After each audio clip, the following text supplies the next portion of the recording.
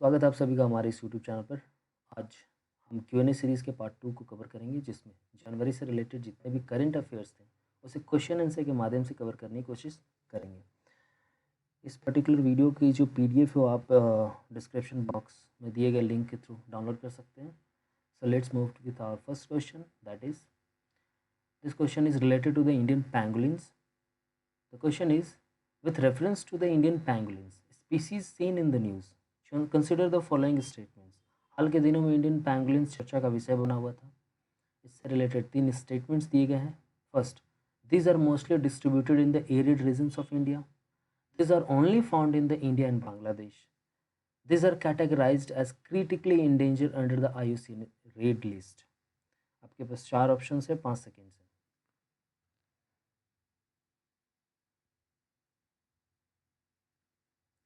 So let's move to the answer, that is answer D, that is the option D, which means that option 1, 2 and 3, all the options are correct here. Let's brief these questions little bit more. Why it was in news? Recently the Odisha Forest Department staged the need for the stricter monitoring of social media platforms to check the pangolin poaching and trading. हाल के दिनों में क्या हुआ कि Odisha forest department ने क्या किया, social media के थ्रू या फिर सोशल मीडिया पर आपको जो पैंगलिन की पोचिंग होती है और ट्रेडिंग होती है इलीगल तरीके से, उसको आपको रोकने के लिए उन्होंने एक अभियान चलाया। Option D is correct because pangolins are scaly anteater mammals of the older Pholidota, and they have large protective keratin scales covering their skin, and they are the only non-mammals with this feature. पैंगलिन्स के body के ऊपर आप क्या देखोगे, scale type structure देखोगे जो उन्हें protection provide करता है, और इस तरह का आपको जीव आपको धरती पर ये एकमात्र जीव है। दे आर नॉक्टुरल मीन्स वो दिन और रात में भी क्या है आपको देखने को मिल जाते हैं। एंड नॉक्टुरल बेसिकली मीन्स दैट वो रात में क्या करते हैं, आपको निकलते हैं, रातों में शिकार करते हैं। And their diet consist of the mainly ends and termites. Okay, ends और टर्माइट्स खाते हैं, which they capture using their long tongues. Indian pangolin is widely distributed in India, except the arid regions. Bharat के जो पैंगलिन्स हैं वो आपको भारत के arid regions में क्या है आपको नहीं पाए जाते हैं, हिमालयन रीजन में नहीं पाए जाते और नॉर्थ ईस्ट में नहीं पाए जाते हैं। ठीक है, स्पीसीज़ की अगर बात करें तो ये स्पीसीज़ आपको बांग्लादेश, पाकिस्तान, नेपाल, श्रीलंका में पाई जाती हैं। इंडियन पैंगलिन की जो IUCN स्टेटस है वो इंडेंजर्ड है, और चाइनीज़ पैंगलिन की जो IUCN स्टेटस है वो क्रिटिकली इंडेंजर्ड है। तो यहाँ पर ये क्या हमें याद रखने वाली बात है, और यहाँ से बच्चे काफ़ी ज़्यादा कंफ्यूज होते हैं। जितने भी IUCN स्टेटस हैं, रिसेंटली जो हमारे एनिमल्स हैं उनके आपको याद रखने हैं। Chinese pangolin is basically found in the Himalayan foothills in the eastern Nepal, Bhutan, North East India, Northern India and the Northeast Bangladesh, and through the Southern China. Okay, so this is the first question. Move to the second one. Here the question talking about the Strait of Hormuz. The question is, which of the following statements are correct with respect to the Strait of Hormuz? First, it is the waterway separating Iran and Oman, linking the Persian Gulf to the Gulf of Oman and the Arabian Sea. Second, on the north coast lies Iran, and on the south are the Oman and Qatar. The third is that it provides the only sea passes from the Persian Gulf to the open ocean. You have 4 options, 1 and 2, 2 only, 1 and 3, and 1, 2, 3. Let's move towards the answer. The answer is C, which means that option C, 1 and 3 only. Option 2 is not correct, which means that on the north of the coast lies Iran, and on the south and the Oman, Qatar. It is not correct. Let's brief this question. Why it was in news? Iran resumed the enriching uranium up to the 20% in violation of the 2015 nuclear deal, and also seized a South Korean flag tanker near the crucial Strait of Hormuz. अब देखोगे जो हमारी 2015 में deal हुई थी, आपको European countries थी, P5 countries थी और ईरान के बीच में, इस पर्टिकुलर डील को ईरान डील के नाम से जाना गया था, जिसमें ईरान पर रोक लगाई गई थी कि वो यूरेनियम की जो इनरीच है उसको कम करेगा या फिर ख़त्म करेगा, क्योंकि ईरान चाहता है न्यूक्लियर बनाना, न्यूक्लियर बॉम्ब्स तैयार करना, बट यूरोपियन कंट्रीज़ और जो हमारे P5 कंट्रीज़ वो नहीं चाहते हैं कि आपको ईरान के पास ये ताकत है। तो रिसेंटली क्या किया उसने, आपको इस पर्टिकुलर डील से वो बाहर आए, क्योंकि डोनाल्ड ट्रंप ने इस चीज़ को आपको क्या किया था, डोनाल्ड ट्रंप ने इस पर्टिकुलर डील से वो खुद बाहर आ गए थे अमेरिका को लेकर के। Let's talk about the option C. Strait of Hormuz is the waterway separating the Iran and Oman. Iran और ओमान को क्या करता है, स्ट्रेट ऑफ हॉर्मुज सेपरेट करता है और लिंक करता है पर्शियन गल्फ को गल्फ ऑफ ओमान के साथ। आप मैप के ऊपर इस पर्टिकुलर चीज़ को देख सकते हो। और अरेबियन सी को ये क्या करता है, लिंक करता है। आप देखोगे बीच में हमारा क्या है, स्ट्रेट ऑफ हॉर्मुज है, और दोनों तरफ, एक तरफ है पर्शियन गल्फ और दूसरी तरफ हमारा स्ट्रेट ऑफ ओमान है, गल्फ ऑफ ओमान है।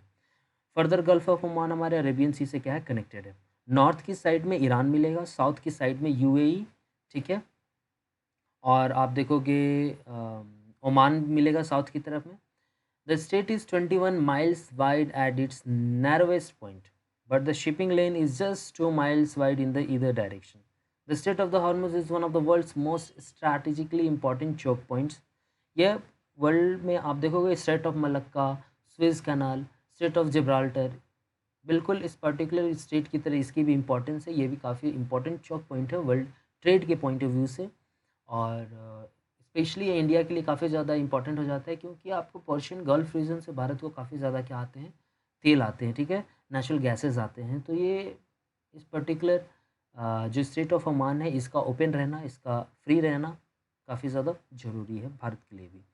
Strait of Hormuz is one of the largest, most okay, ठीक है, 2/3 of its the oil of and half the liquefied natural gas Indian importers came through the strait between Iran and Oman. तो Iran, Oman, Iraq, Saudi Arabia, Qatar, इन सारे जो हमारे क्या है Persian Gulf के रीजन्स हैं, कंट्रीज़ हैं मिडिल ईस्ट के, यहाँ से काफ़ी ज़्यादा भारत नेचुरल गैस और ऑयल क्या करता है, कंज्यूम करता है। Move to question number 3, that is the with reference to the Financial Action Task Force consider the following statements. Option number 1, it is an intergovernmental organization established under the aegis of the United Nation. ये आप देखोगे एक international organisation है जिसे United nation के तहत क्या किया गया है, इसकी स्थापना की गई है। Option 2, it has more than 80 members, इसमें 80 से ज़्यादा मेंबर्स हैं। तो option 3, putting a country in grey list involves a direct penal action against the country. वैसी कंट्री जिनको ग्रे लिस्ट में रख दिया जाता है उनके खिलाफ क्या है, आपको डायरेक्ट एक्शंस लिए जाते हैं। आपके पास 4 ऑप्शंस हैं, 1 and 2 only, 2 and 3 only, 1 and 3 only, and 1, 2, 3. Which of the following statements above are not correct? Kindly see particular this line. Here the question is talking about not correct. Okay, इनमें से कौन से options क्या है हमारे सही नहीं है। Move to the answer, that is option D. Option D, which means that all the statements are incorrect here. So let's brief this question. Why it was in news. FATF हमेशा news में रहता है, साल भर आपको देखोगे news का हिस्सा है, और recently it had deferred its once decade evaluation of India's anti money laundering regime scheduled for this year citing the कोविड-19 पैंडमिक। ओके, इसमें देखोगे आप ये 1989 में इसकी क्या हुई थी, फॉर्मेशन हुई थी, इस्टेब्लिशमेंट हुई थी, और G7 समिट के थ्रू हुई थी जो पेरिस में उस वक्त कराया गया था। G7 कंट्रीज़ ने क्या किया था, इसे बनाया था। It has 37 members currently, okay, always remember, और इंडिया भी इसका क्या है, एक आपको एक्टिव मेंबर है। What its objective, why it was made, its objective are to set standards and promote effective implementation of legal regularity and operational measures for combating money laundering, terrorist financing. So आपको ये देखना ये बनाया क्यों गया था। तो बेसिकली जो मनी लॉन्ड्रिंग की जाती है और टेररिस्ट फाइनेंसिंग की जाती है, इसे रोकने के लिए आपको इसे बनाया गया था, ठीक है। इसमें देखोगे आप, putting a country in the grey list does not involve a direct legal और penal action but involves increase scrutiny from watchdogs, regulators and financial institutions. There are only 2 countries in the FATF black list, North Korea and Iran. देखिए ऐसे आपको black list और grey list, FATF की इस तरह की 2 list हैं, but ये लिस्ट आपको ऑफिशियल लिस्ट नहीं है। इसे आपको कह सकते हो मीडिया के थ्रू या फिर इंटरनेशनल लेवल पर ही इस टर्म को इस्तेमाल किया जाता है, ताकि आपको वैसी कंट्रीज़ को क्या किया जा सके, आइडेंटिफाई किया जा सके जो ऐसी पर्टिकुलर लिस्ट में और उनके ऊपर सैंक्शंस लगाए गए हैं। ब्लैक लिस्ट की अगर बात करेंगे तो उनके ऊपर काफ़ी ज़्यादा सैंक्शंस लगते हैं, लगभग ना के बराबर कोई भी दूसरा देश इन पर्टिकुलर देशों के साथ ट्रेड करता है। और इस पर्टिकुलर कैटेगरी में आपको सिर्फ 2 ही देश हैं, first is north Korea and the second is Iran. अगर आप ग्रे लिस्ट की बात करो तो ग्रे लिस्ट में पाकिस्तान बना हुआ है, इस साल भी पाकिस्तान क्या था आपको ग्रे लिस्ट में ही बना हुआ है। ठीक है। और ये इसके पीछे जो आप इन देखोगे इंटरनेशनल लेवल पर इंडिया काफ़ी ज़्यादा एफर्ट लगाता है कि पाकिस्तान ग्रे लिस्ट में बना रहे। So let's move to our next question, that is question number 4. With respect to the El Nino Southern Oscillation, that is also known as ENSO in short form, consider the following statements. Statement number 1. El Nino events are sometimes referred to as the warm and wet half phase of the ENSO and La Nina as the cold phase of the ENSO. तो आप यहाँ पर देखोगे El Nino को warm phase कहा जाता है और ला निनो को कोल्ड फेज कहा जाता है। ये पहला स्टेटमेंट हमारा है, ये आपको सही या नहीं ये बताना है। दूसरा, अंडर द एल निनो event the surface temperature of the Pacific Ocean increases more than the usual, causing heavy rainfalls in the Australia. कहता है एल निनो के जब भी इफेक्ट्स होते हैं उसकी वजह से जो पैसिफिक ओशंस के हमारे जो सरफेस टेम्परेचर होते हैं वो बढ़ जाते हैं और ये ऑस्ट्रेलियन रीजन में काफ़ी ज़्यादा हेवी बारिश लेकर आता है। 4 ऑप्शंस हैं, इनमें से कौन सा हमारे ऑप्शन सही है इसे आपको चेक करना है। 1 only, 2 only, both 1 and 2, neither 1 or not 2. Okay, let's move towards the answer. Our answer is option number D, which means that neither option 1 nor option 2 are correct. Okay, why? Let's brief this question. Statement number 1 is not correct. ENSO is a single climate phenomena. It has 3 stages or phases. इसमें 3 stages आपको देखने को मिलेंगे. The 2 opposite phases are El Nino and La Nina. जो दो opposite phases हैं इस particular आपको सिंगल क्लाइमेटिक फेनामिना में, वो है एल निनो और उसके जस्ट अपोजिट हमारा ला निनो। एल निनो की बात करेंगे तो El Nino is the warming of the ocean surface और above average sea surface temperature in the central and the eastern tropical Pacific Ocean, and La Nina is basically the opposite of the El Nino. Ocean temperatures along the eastern half of the tropical Pacific cool down and that part of the world dries out. Statement number 2 is also not correct. Let's talk about this. During an El Nino event, the surface of the tropical Pacific Ocean gets warmer than usual, particularly at the equator and along the coast of the South and the Central America. Warm oceans lead to the low pressure systems in the atmosphere above, which in turn leads to a lot of rain for the western coast of the South America. Okay, it's not Australia, it is South America. That's why it was also wrong. Move to the next question, question number 5. Replace initiative was in news. It is related to which of the following? Option A, promotion of organic food. Option B, elimination of trans fats. Option C, elimination of e-waste system. And option number D, opting renewable energy resource. Let's move towards the answer. That is option number B. Option number B is our correct answer. That is elimination of trans fats. See, in our last video, I was discuss about this particular question as well. जिसने नहीं देखा वो last video में जाकर के trans fatty acid से related जो हमारे क्या थे इन्फॉर्मेशन थे, जो क्वेश्चन मैंने डिस्कस किया था वहाँ पर आप देख सकते हो। इस वीडियो में न्यूज़ में क्यों था? Recently FSSAI stands for Food Safety and Standards Authority of India has capped the amount of the trans fatty acids. अब पिछले कई सालों से देखोगे, 10 सालों से, कि FSSAI क्या करने की कोशिश कर रही है, जो आपको ट्रांस फैटी एसिड्स है, ठीक है, उसको इसकी कैपिंग कर रही है। कैपिंग मतलब विच मीन्स दैट कि रिसेंटली आप देखोगे कि trans fats in the oil are 3% 2021 के लिए TFA 3% इसकी कैपिंग की गई है और 2022 के लिए इसकी कैपिंग 2% के आसपास की गई है। और अगर परमिसेबल लिमिट की बात करें तो ये 5% यानी 5% के आसपास इसकी परमिसेबल लिमिट है। Option B is correct. Why? Replace trans fat is the initiative by WHO. WHO ने इसे स्टार्ट किया था। Provides a strategic approach to eliminating the industrially produced trans fat from national food supplies with the goal of the global elimination by 2023। WHO ने एक target set किया था कि 2023 तक या उससे पहले क्या करेंगे, ट्रांस फैटी जो जितने भी रिलेटेड आपको डिजीजेज हैं उसको वो एलिमिनेट करना चाहते हैं। इसके कुछ आप देखोगे एक्स्ट्रा इन्फॉर्मेशन मैंने यहाँ ऐड कर दिया है, आप इस पर्टिकुलर इन्फॉर्मेशन को चेकआउट कर सकते हो। Move to the next question, that is it is related to dry food parks. Dry food parks are the initiative of the Ministry of Food Processing, right or wrong? The parks procure raw material from the Vandhan Kendras and process them to be sold across the country through the Tribes India outlets. So you have 4 options, 1 only, 2 only, both 1 and 2, neither 1 nor 2. Which of them are correct? Move towards the answer. Option B, that is option number B, which means that 2 only is the correct answer, 1 is not the correct answer. Why? It was in news because try food parks to be set up in the Madhya Pradesh में हाल के दिनों में मध्य प्रदेश में try food parks क्या गया है, बनाया गया, स्थापित किया गया या फिर बनाया जा रहा है। ऑप्शन बी की बात अगर करते हैं तो इस पर्टिकुलर इनिशिएटिव की अगर बात करो तो ये एक जॉइंट इनिशिएटिव है ministry of tribal affairs and ministry of food processing industries and TRIFED के बीच में।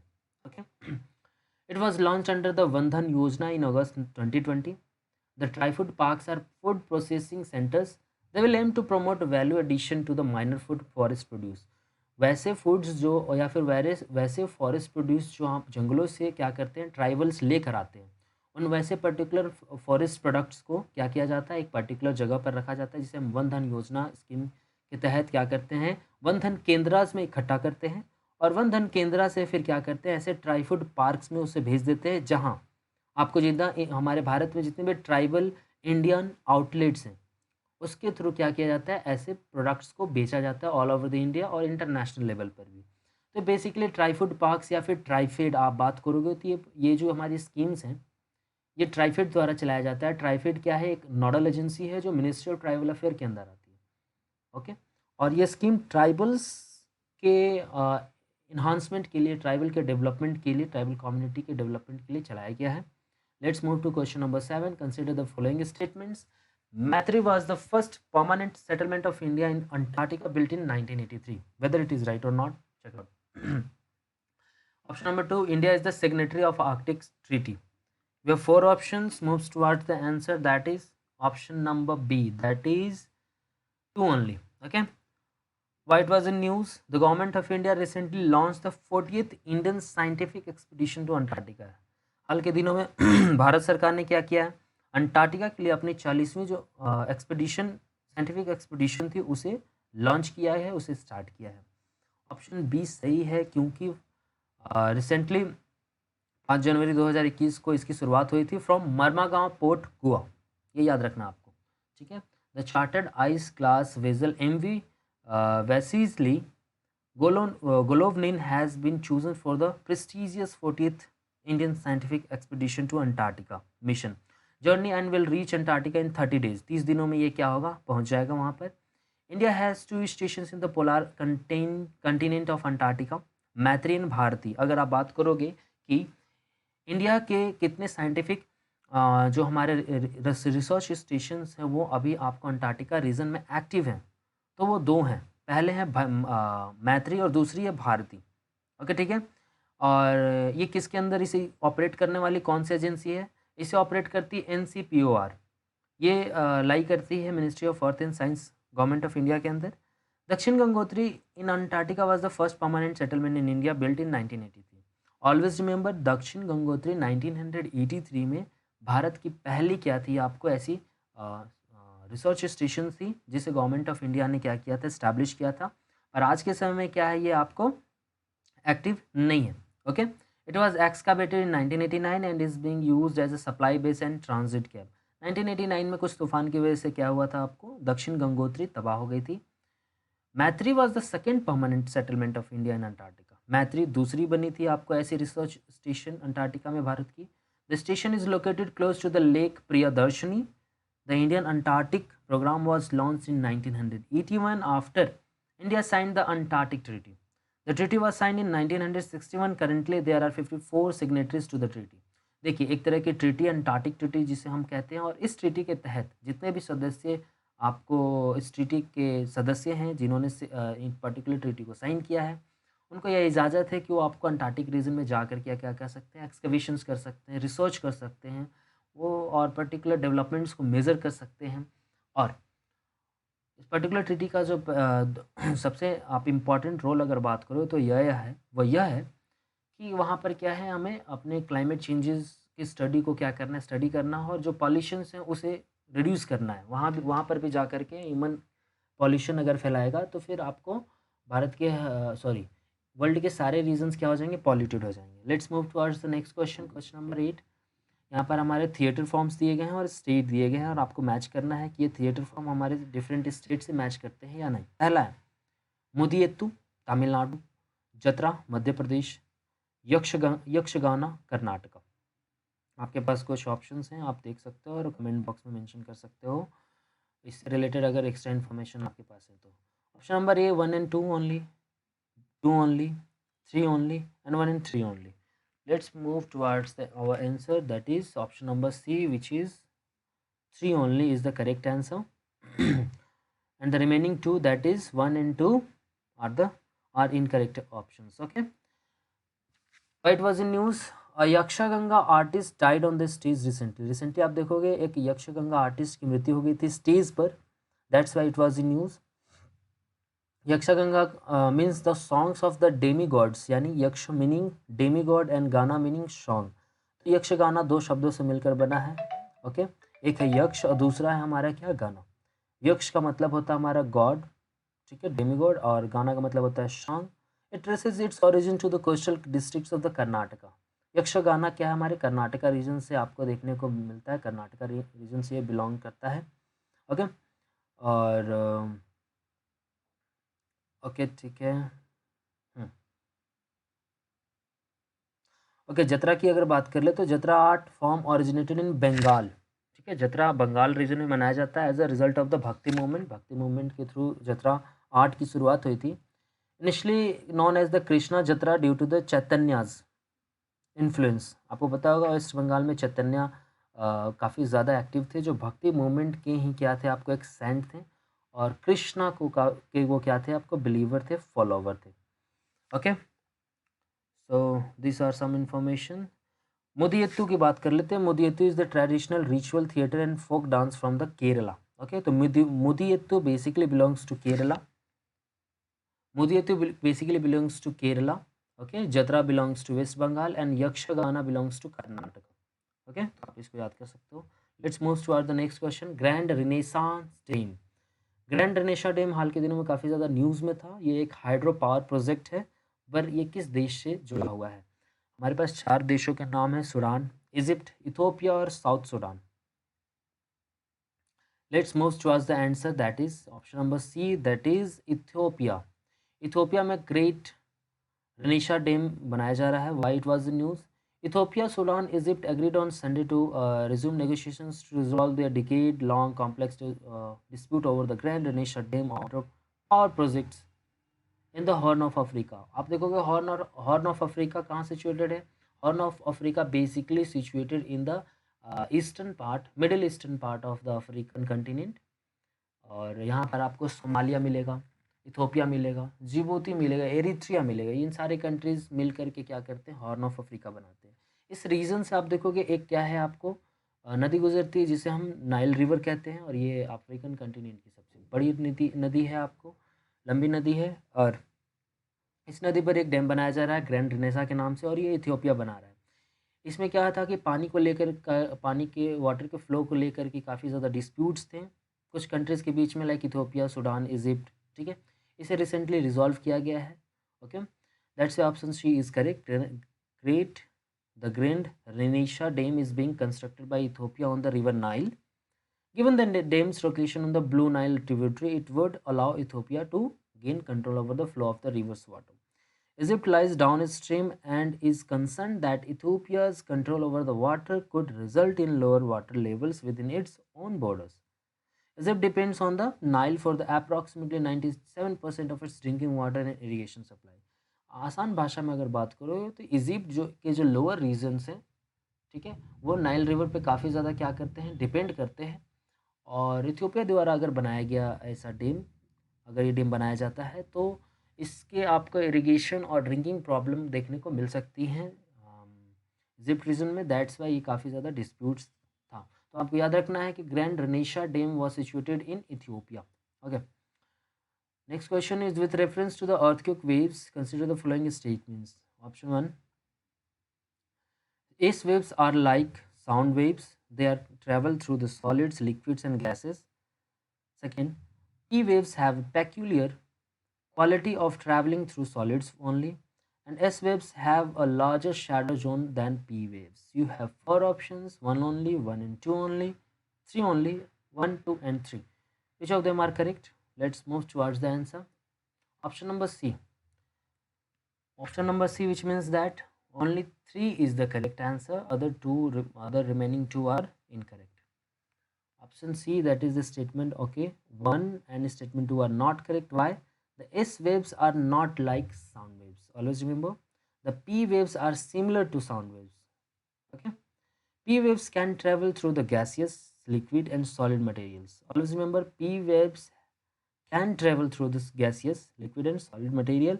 S waves cannot travel through the all these mediums.